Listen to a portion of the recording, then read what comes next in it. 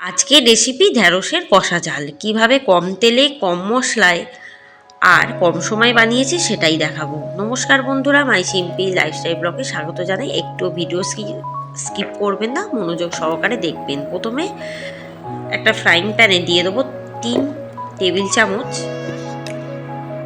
সর্ষের তেল। তেলটা ভালো করে প্রথমে গরম করে নেবো, তারপর দিয়ে দেবো 1 টেবিল চামচ ঘিটাও ভালো করে গরম করে নেবো। তেল আর ঘি দুটোই ভালোভাবে গরম হয়ে গেছে। এরপর দিয়ে দেবো 1 চামচ জিরে ফোড়ন হিসাবে। ফোড়নটা একটু পুড়িয়ে কালো করে নেবো যাতে ফোড়ন থেকে একটা আলাদা গন্ধ ছাড়ে। তারপর লম্বা লম্বা করে কাটা ঢ্যাঁড়সগুলো ভাজার জন্য দিয়ে দেবো। এটাকে কিন্তু আমি আগে জলে কিছুক্ষণ ভিজিয়ে রেখেছিলাম, প্রায় 30 মিনিট মতো। তাহলে ঢ্যাঁড়সটা মুজে যাবে আর ঢ্যাঁড়সটা তাড়াতাড়ি সিদ্ধ হয়ে যাবে, নরমও হয়ে যাবে। এর ফলে ঢ্যাঁড়সের মধ্যে যে আঠালো ভাব থাকে সেটা থাকবে না।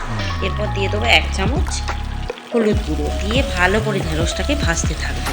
ভাজতে ভাজতেই দেখবেন ঢ্যাঁড়সটা সিদ্ধ হয়ে গেছে আর ঢ্যাঁড়সের কালারটাও পরিবর্তন হয়ে যাবে। ঢ্যাঁড়সটা কিন্তু এদিকে ভাজা হয়ে গেছে। এরপর দিয়ে দেবো 1 চামচ নুন দিয়ে আবারও ঢ্যাঁড়সটাকে উল্টে পাল্টে ভাজতে থাকবো।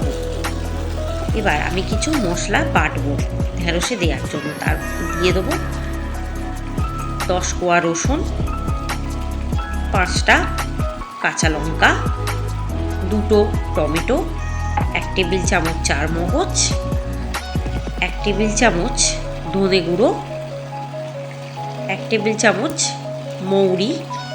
এটাকে কিন্তু ভালো করে বেটে নেব। দেখুন এদিকে কিন্তু বাটা হয়ে গেছে আর বাটাটা একটু ঘন হয়ে গেছে, তাই হাফ কাপ দুধ দিয়ে এটাকে কিন্তু একদম হালকা একটু পাতলা করে দেবো। খুব বেশি না, হালকা পাতলা করে দেবো। এদিকে কিন্তু ভাজা হয়ে গেছে ঢ্যাঁড়স। এদিকে বাটা মশলাটাও ঢেলে দিলাম, দিয়ে এটাকে ভালো করে একটু কষিয়ে দেবো। যাতে সামান্য একটু কষিয়ে নিলে কি হবে, কাঁচা যে মশলার একটা গন্ধ থাকে সেটা কিন্তু আস্তে আস্তে চলে যাবে। দেখুন ঢ্যাঁড়সের কালারটা কিন্তু প্রায় চেঞ্জ হয়ে গেছে। এরপর দিয়ে দেবো 1 চামচ চিনি আর হাফ কাপ ওই মশলা ধুয়ে একদম জলটা দিয়ে দেবো। দিয়ে এটাকে 15 থেকে 20 মিনিট হালকা আঁচে রান্না করব।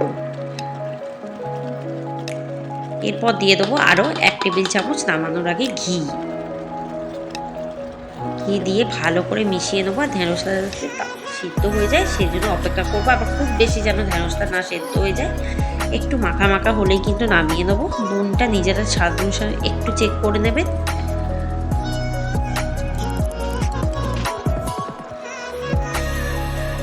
দেখুন বেশ মাখা মাখা হয়ে এসছে। আর একটু 15 থেকে 20 মিনিট রান্না করেই এটাকে নামিয়ে সার্ভ করে দেবো। ব্যাস রেডি এই মাখা মাখা ঢ্যাঁড়সের কষা। আশা করি রেসিপিটি ভালো লাগবে। যদি ভালো লাগে চ্যানেলটিকে সাবস্ক্রাইব করবেন।